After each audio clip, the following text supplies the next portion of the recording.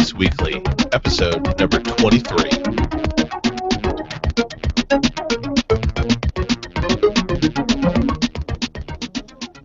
Hey everybody, welcome to Tech Twice Weekly for October 20th, 2014.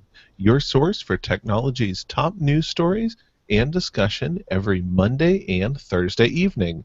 I'm your host, Ben White, and tonight my guest is the one and only Eric Fee. How's it going, man? Hello and good evening, Internet. You know, but it's for some people it's the morning on the internet. Well, too bad for them then. I make no exceptions. Time-appropriate greetings, internet.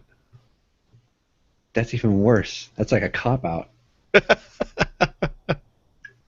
Just make a stand, Ben. Just pick something. What time is it UTC? That's No, a wait. good question. What time is it in Unix timestamp? That's the important one, right? Sure it is. Another, like, what is it? When is the Unix timestamp going to run out? I don't run out? How would the Unix timestamp run out? It just ticks on from some arbitrary date. No, it's a 36. The integer space for the data type that is Unix timestamp will run out eventually. It'll And just it will have to be changed to either unsigned or 64-bit integers. it'll turn into a little E, like when I put too many numbers into the calculator. It'll become 0. Or actually, it'll become a negative number. Well, that's cool. So things will happen before they happened previously. Yeah, it's going to be great. Well, before that happens and the world falls into a deep, dark apocalypse, let's jump into our top stories. Tonight, we start off with news from Digital Trends about the internet service provider SK Broadband in South Korea, who announced plans to bring 10 gigabit per second broadband service to the country over existing copper telephone line infrastructure. For some perspective, a 10 gigabit per second broadband connection could transfer 1 gigabyte of data in about 0.8 seconds.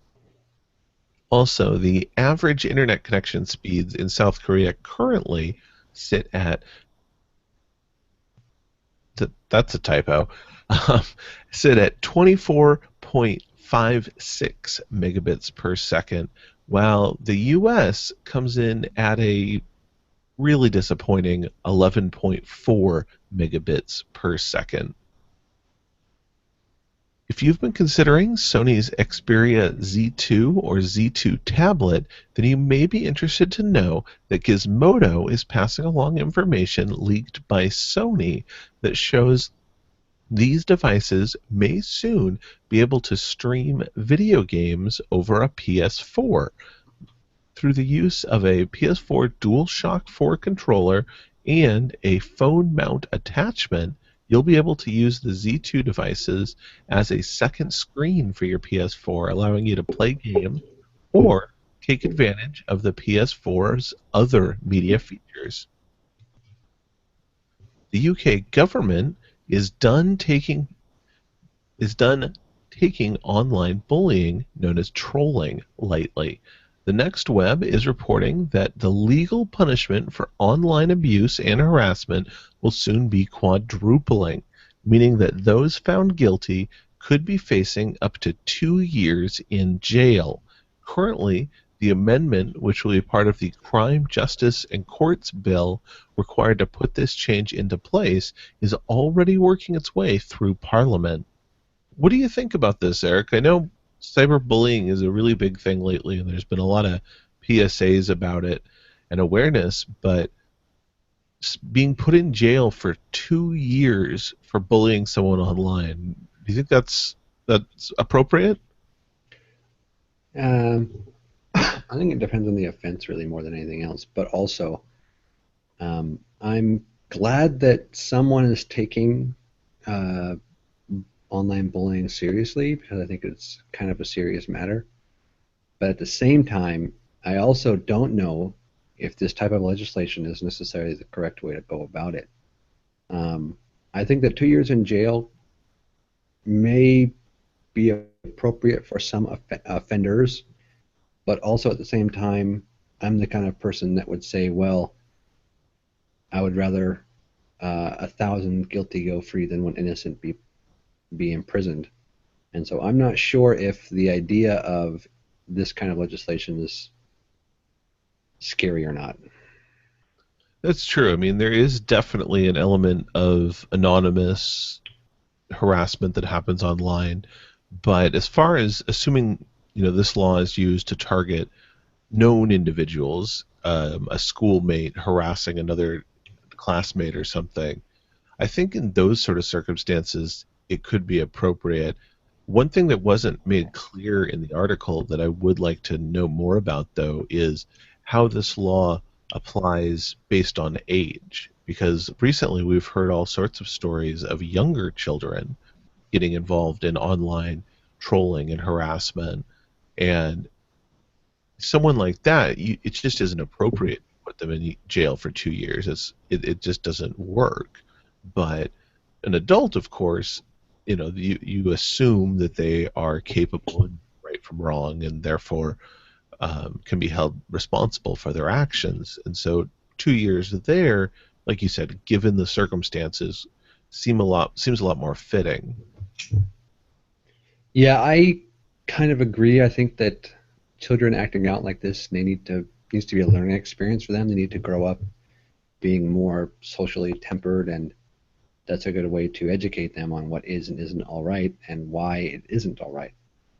But also, 2 years even for an adult, it really depends. I think that there are many people out there who are uh, afflicted with problems, and I'm not saying that they're not responsible for their actions, but I am saying that prison isn't always the right environment to rehabilitate people into functioning members of society. Therefore, I think that we need to take some things with a grain of salt and make sure that we, even for adults, use this kind of thing as a learning experience so they can go back into the world being better people, not being um, troubled people who are then battered by the prison system. That's a really, really good point. Just because in a perfect world, you have a law that puts someone in prison for 2 years. And while they're in prison, they're being rehabilitated. They're being taught what they did wrong. They're given time to think about it. They're being taught lessons on how to be a more beneficial member of society. Everything's good. You serve your time, and you're free. And you, in theory, should be rehabilitated to not recommit the crime. However, that's not reality. Reality is most prison systems, you are there for your time, and then once you're done, you're out. And not a lot of people necessarily rehabilitate while in there. But Indeed.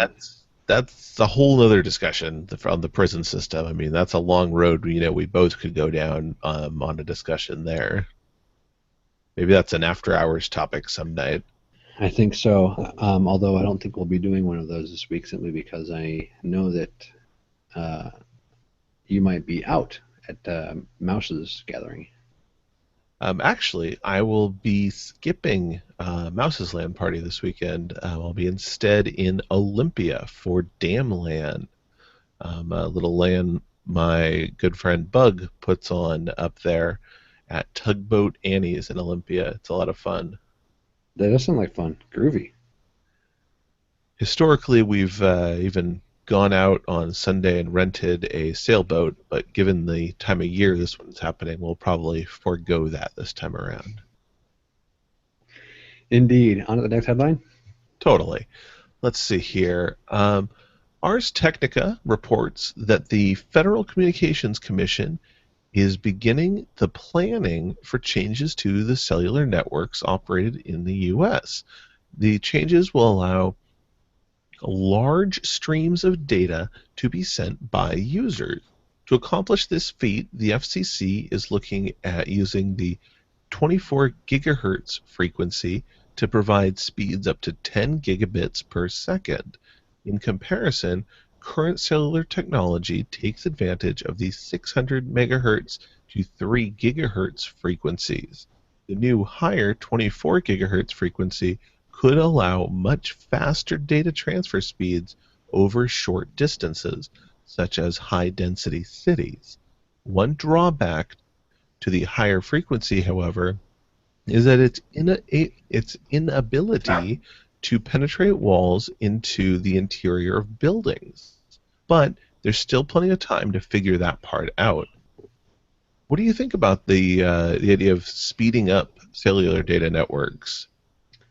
I think that this might be useful for uh, certain situations, but at the same time, as long as we're held back with data caps, it's all for naught.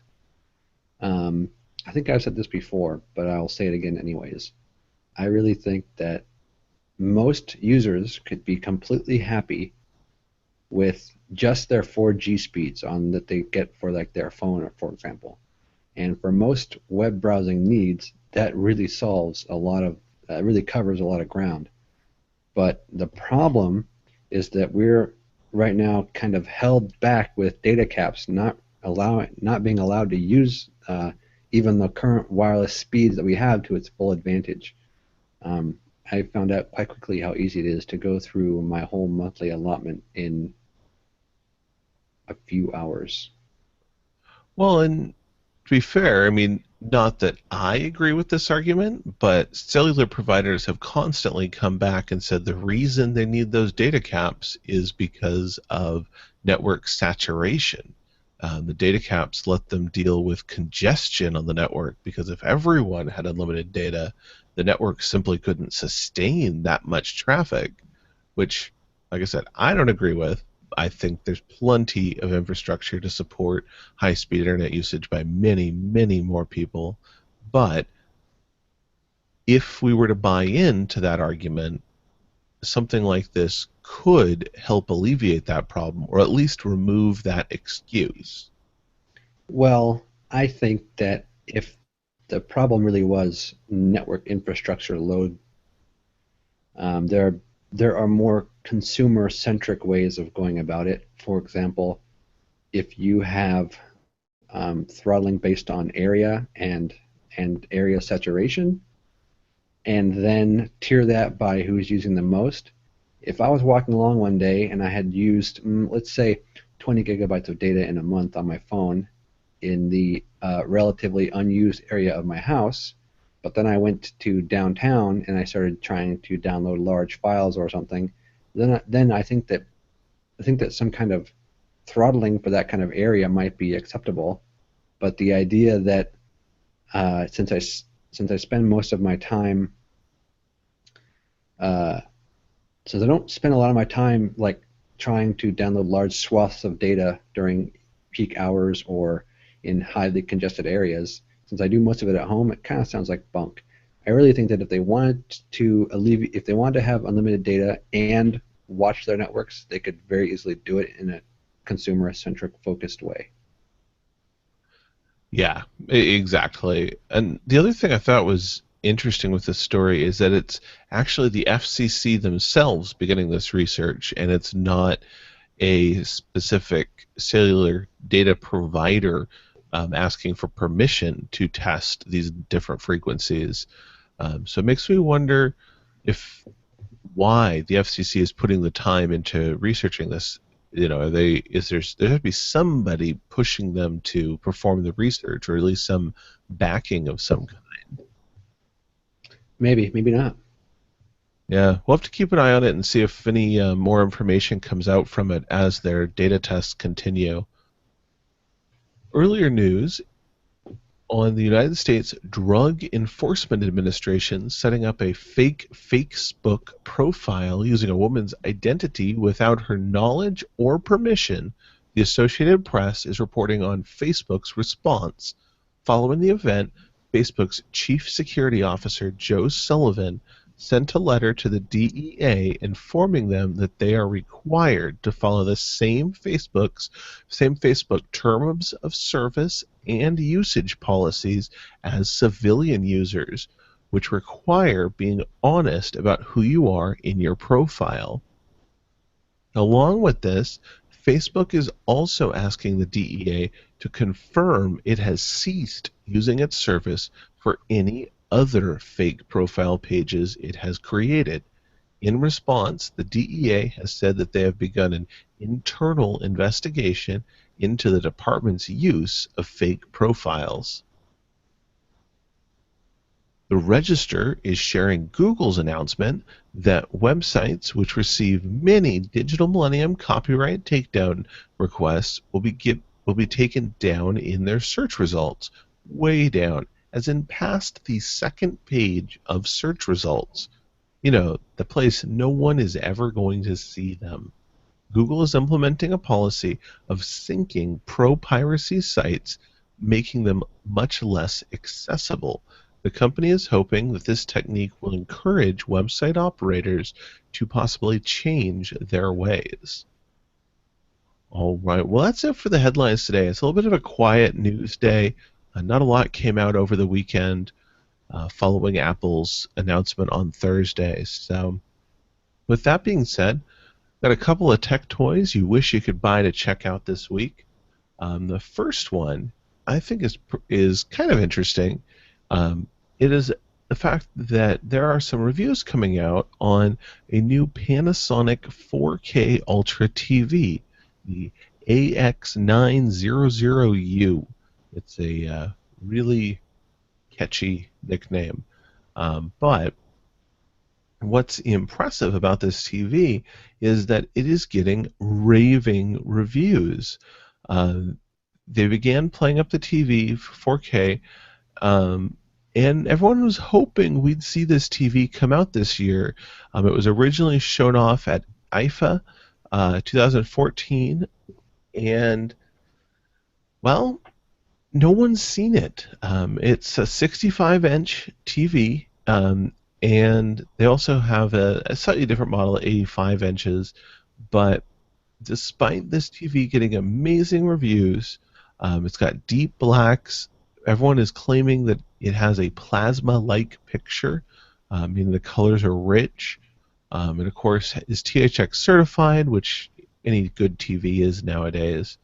But I just find it interesting that you see these big demo units at trade shows, and then they never come to market. It's vaporware. So often we see vaporware. And while a TV like this, which is claimed to come in at $4,499, well above anything I'd be willing to pay for a television, but I don't know, Eric, what do you think about all these different trade show products that you see, and this is just one example of one, that never make it to market? I see it a lot of times with like custom cars and motorcycle concepts and other interesting things like that. And I just wonder where they go. Like, what warehouse contains this trove of $100,000 product demo units and all this stuff that have like research and development for years? I want to know where all these things reside after they go home from the trade show and then never ever come to light again. And you want to find that place and visit it in the middle of the night. With my pickup truck. What I thought was really interesting about this TV particularly is that for whatever reason, somebody out there was building this research and development project and said they stepped back from this 65-inch beautiful TV, watched the picture, that had some demo show on, I'm sure, and said, you know what this is missing? A webcam. Who's going to sit in front of their 65-inch television and need a webcam? What, you mean you don't want some 4K video chat so you can see the nose hairs on your friends? Right? I mean, that just blows my mind. Not only is no one going to realistically be sending me 4K video on their end, but the camera is going to capture much lower than 4K, and I mean, at best 1080p, I'd hope, but still, who wants to watch me sit on my couch in front of this TV and do a conference call? That's ridiculous. Hmm. But alas, clearly I'm in the minority on this feeling, as there are lots of other broadcast or cameras that sit on top of big screen TVs. I know, for example, with the Xbox, you can make Skype video calls over it. So maybe I'm in the minority here, but I don't know. I think it's ridiculous. Also, this beautiful TV only comes with one HDMI port, so there's that. Well, that's because it's, you're meant to plug in your $10,000 7.2 receiver, bro. I guess that's true. When you're dropping 4.5 grand on a TV, you probably have a pretty kick-ass receiver to pair it to. Yep. All right. Well, the next gadget is a little more realistic and something I'm actually strongly debating picking up. Found on the retail site AliExpress.com, which is a Chinese retailer, kind of known as the Amazon of China. It is a mini PC that is running both Android and can run Windows 8. And interestingly enough, it's put out by Intel. Um, the device is about the size of a Chromecast and features inputs for USB is the main input, but then it also features a micro USB input, and let's see what else it's got here. We've got micro USB, we've got mini S or micro SD, we've got a secondary standard USB port, and another port I don't quite recognize. And this oh, and it also includes the Microsoft DLNA adapter, so that way you can connect it to a television, so you can actually use this product. And it's kind of interesting to have an entire PC in the form factor of a Google Chromecast. I'm not sure how practical it is. I mean, it's running a Bay Trail quad core processor, um, so it is running x86, even more interesting. It comes paired with, see, what are the memory on this guy? One So of 1 gigabyte memory, uh, or 2 gigabytes of memory, depending on which build you buy. the uh, the second model comes with a 64-bit processor and 2 gigs, so you can run a 64-bit OS on top of that. It has Bluetooth and 802.1 BGN. Blah blah blah. Uh, yeah, but I saw this a day or two ago, and it actually didn't look real. Some people were questioning the authenticity of this ad. I can't blame him. I had to do a double take when I was checking this out myself. It's kind of an interesting little device. Yeah, if something like this does actually come to market, there's a very high chance I will buy one. Just cause. It is on the market. I mean, granted, you have to import it from China, and it's going to take 5 to 15 days, and it's going to take 10 business days until they even ship it. But for $125 plus $15 shipping, this could be your toy to play with. It could be. I have one of those the Ricoh Magic um, Android little stick things, which is pretty cool. I've used it for a little while. It's kind of fun. I had planned to put it onto my television, but I got rid of my television, so there's that. Well, given your desktop battle station setup there, a television seems like just a redundant extra screen. So true. Well, what I really need is two more screens. Just Or just one 40-inch to mount over the top. well, I saw in Woot one of those super widescreen monitors. It's like 29-inch, but it's like 1.5 times as wide as a normal 29-inch, and it was like $300. But oh man, LED, IPS, ultra wide. That's what I'm talking about. Oh yeah, if I had all the money in the world. Right? I mean, speaking of these little embedded devices, what I think is interesting is jumping over through AliExpress is they've got so much junk. There's even like Chromecast knockoffs where they're clearly using the clamshell case, the little plastic case that Google found a Chinese retailer, or I should say Chinese manufacturer, I'd assume, who's making it, or they could have cloned it.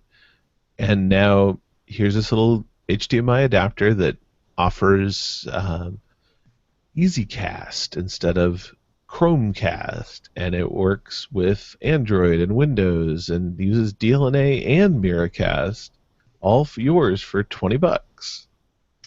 Yeah, some of that stuff can actually be a pretty good deal if you know what to buy. Same thing goes for lots of that the kind of like weird one-off Chinese-made things. I mean, on AliExpress is a really interesting place to look around because a lot of stuff on there works and works great. You just don't hear about it because it's just some thing made in far off land.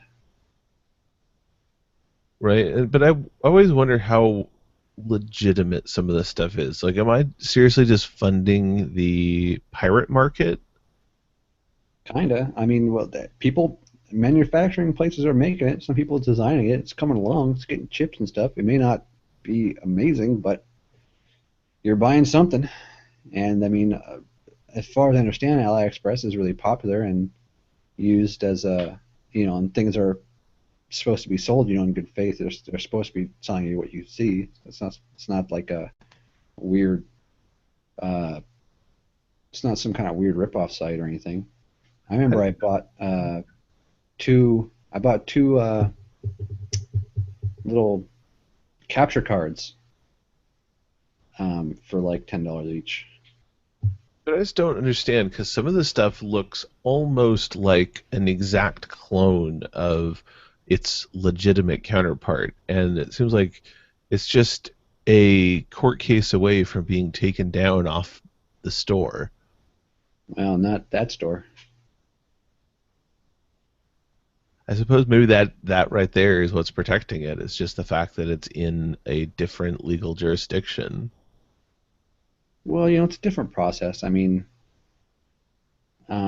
it's widely known that if you have things manufactured in China, it's very possible for your chip or board designs to be ripped off or completely just copied. And I mean, that doesn't mean you're going to have more. Doesn't necessarily mean you're going to have more competition when you sell it abroad, but who knows? Well, we'll have to see. I'm really on the fence about pulling the trigger on that mini PC. It just seems like it'd be fun to play with, if nothing else. I'll buy one. I guess the hard part is the networking in on it. It doesn't really have a good. I guess you can put a USB Ethernet jack on it if you wanted a hardwire. Sure, why not? I mean, you'd probably want to do something like that anyways. Put on a hub or something and get it all moving. Hmm. I'm gonna sit on that for a while. See if I can come up with an idea for it before I drop any money. So it's not like every other toy I've bought where I bought it because it's a little, and then I can try and come up with an idea later. Yeah. Well, last story of the day for our discussion topic, kind of an interesting one, and I'm really interested in getting your opinion on this one, Eric. Dreamforce and Open World. There are two conferences that are held down in San Francisco, and people originally embraced these conferences because they're really big technology conferences. Dreamforce is put on by Salesforce, and Open World is put on by drawing a blank. Let's see. Open World Conference is put on by Oracle. Oracle puts on Open World. And originally, everyone really enjoyed these conferences. They brought a lot of great minds and technology together, showing off what can be done. But now people are starting to kind of reassess. People are looking at this as maybe this is the sign where all this technology money is going, because these conferences aren't cheap. Not only are they not cheap to attend, but they're also not cheap to put on, and they're usually run at a loss. Most companies do not run conventions for a profit, at least not tech conventions like this. Things like BlizzCon and more fan based. Sometimes those are run at a break even, but something like this is usually put on almost as a performance piece, and they take over cities. PAX is another conference that takes over an entire city for a 4-day weekend. It's a little different in the fact that it is for profit. It's not just tech for the tech's sake.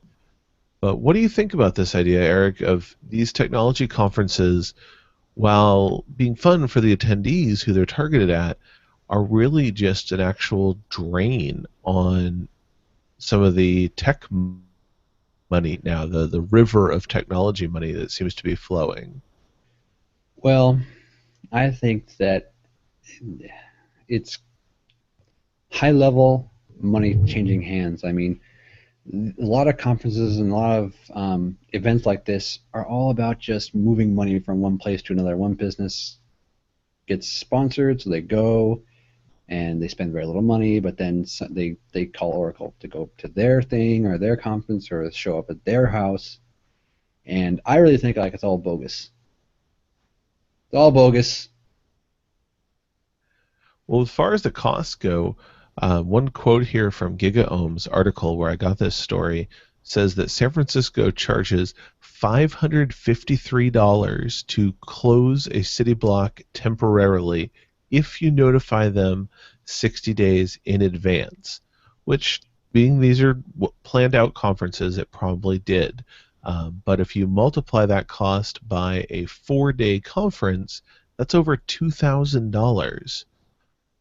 They also, according to records, were charged for increased police presence, fire officials that had to be staffed, the rerouting of municipal transit, and I don't know. Is it worth it? We both just attended OSCON recently, and while that's a much smaller, more controlled event in a closed conference center, do you think the money that tech companies pour out for these conferences is actually getting them a return on investment? Well, probably otherwise they probably in some way, shape, or form that may not be so completely monetary. I mean, there's better things to get. There are some things that are better than money for companies, and I'm not sure what that is, but obviously there's something. Otherwise, they wouldn't hold these conventions. Right, and I'm starting to think maybe it's more of a all publicity is good publicity. Because I mean, even in this article here, which is talking about the negatives of the conference, now now I know what the Open World Conference is. It's put on by Oracle. I didn't know that before. So now every time I hear that, I'm going to associate Oracle. That's for marketing. That's a win in Oracle's book. Yeah, So, they're a huge company. So what do you expect? well, it'll be interesting to see how these go, and as the economy continues to hopefully improve, see if these conferences change shape in any way. All right. Well, that just about wraps us up for tonight. Let's see here. I guess one last note, and you shared this link with me, Eric, was about this kind of photographic journalism of the building of the world's largest ship in South Korea. This is just insane. Dual-engined container ship that can hold some 18,000 20-foot containers that is so large it cannot fit inside the Panama Canal. Wow. I'm looking at a picture of the engine room here, and two engines will produce 50% less CO2 per container than the average ship for a Euro-Asian route. So not only is it massive, but it's efficient. Well, don't let that little clever line fool you. 50% more efficient per container just means it has more containers, not that it's more efficient in the engine wise. The motors those boats use are incredible. First of all, that one's got two. It's got two inline 8-cylinder two-stroke diesel, turbocharged two-stroke diesels that run on crude, and they have a maximum RPM of some odd 100 RPM. They generate like, what is it, 10,000 kilowatts Think so, yeah. and each, and in an hour that ship will use more fuel than families will use in their entire lives, and it will expel more uh, carbon and waste than most families' vehicles will expend in more than one lifetime. Those things are incredibly horrible to the environment, but they sure as heck don't pay taxes like we do. Right. There is that. And shipping's a whole different world as far as all those policies and regulations go. Uh, oh, here it is. It's the total output of each engine is 30,000 kilowatts, giving the vessel a top speed of 23 knots or 41 kilometers per hour. So basically, I can ride my bicycle as fast as that thing can go through the water.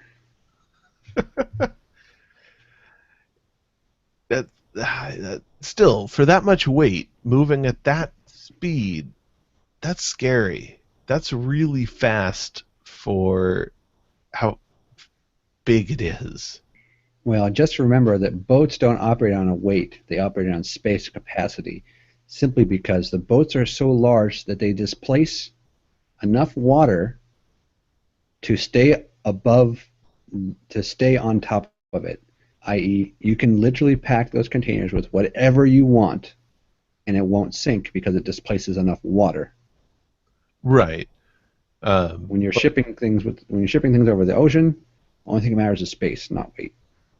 right. In that term, sure. But in the terms of should the thing run aground, then then physics change a little bit because you're not talking about displacement so much as you're talking about energy. I highly doubt it will ever even come close to running aground. It will most likely be extremely computer controlled, and in fact, the people who operate it will simply just watch over the computers as they automatically plot all its navigation and course. Sure, sure. But I'm just thinking about it in my head. Just the amount of sheer potential energy that thing contains should such an event occur, going at 41 kilometers per hour, which equates to about 25 miles per hour. It will just, if it runs aground, it will just stop. Yeah, but anything it hits is done. You don't want to put your little dinghy in front of this guy. You got to be pretty unlucky to be hit by a ship in the ocean. Uh, I think you have to be stupid if it's going 25 miles an hour. You could, if you can't outmaneuver a 25 mile an hour. you never know, dude. You never know. A friend of mine's yacht got run over by a fishing trawler in the middle of the night in the South China Sea. What? I hear stories like that. How does that happen? Are there not lights? Are there not radios? Unlucky. You mean the other ship was ignorant? Yes, and that made you unlucky. A But 10-foot yacht is very small. A fishing trawler is very large. well, I hope he was okay. No, he's dead. That killed him. What? Yeah. Are you serious? Yeah. Oh, jeez. Story of his life. That's awful. That is awful. He was a good man. Wow. Hey, you asked. Goodness. Well, I'm going to keep my yacht out of the South China Sea. Like I said, you got to be extremely unlucky. Like The reason why they say ships passing at night is because because oceans are huge and ships are small in comparison. I just don't understand why there's got to be lights on your boat, and in one computer that if it's computer plotted, shouldn't there be another computer telling it that there's something there? That fishing trawler, nor was the yacht even close to computer controlled. They were probably lucky to have even more than a single light on the mast. That, I can't wrap my head around something like that occurring. That's just so blows my mind. It's really, yeah, it is supreme unluck, my friend. It's not even out of luck. What blows my mind is that, I mean, how long ago did this happen? We're not talking like the 80s, right? No, it happened in 2010. See, 2010, and you're telling me we can't keep one boat from running into the other? Are you kidding me? Like ships can't airplanes can't pass within a mile of them because of the rudimentary system in which we still run all of our air traffic. Okay, you make a very valid and also equally disappointing argument. And that is significantly more regulated than boats. You can just have a boat. Right. That's true. You can go buy yourself a fishing trawler and just go. And Well, maybe, but you can buy a 10-foot yacht and do whatever you want. Those things are small and right. not necessarily expensive. Well, and I don't know. That's a whole other discussion about maritime law and right of ways and who's at fault. But I don't know how any of that works. But wow. All right. Well, on what originally started as a very positive story about a giant boat has now gone down the rabbit hole of dark, sad, and don't leave your boat in the middle of the South China Sea at night. C'est la vie. Goodness. All right. Well, let's call it a night. We'll be back on Thursday. Hopefully, the news stream will pick up a little bit, find some more interesting stories to cover. Like I said, a little bit dry over the weekend, but that's okay. Can't win them all. Any last words before we get out of here? No. I was thinking of something, which is why I was silent, but I can't. Whatever I was thinking of was very fleeting. All right. Well, if you come up with it, we'll start the show next week with that thought and continuation. Groovy. All right. Well, that being said, please check out the show at techtwiceweekly.com. We're on Twitter at techtwiceweekly, on Facebook, techtwiceweekly, and I'd love to get your emails, feedback at techtwiceweekly.com. Feel free to send in stories you'd like covered, opinions, thoughts, suggestions, anything. I'd just love to hear from all the listeners out there. I really appreciate you listening. And for that, I'm Ben White. That's Eric Fee. And we're going to get out of here. Have a good night, everybody.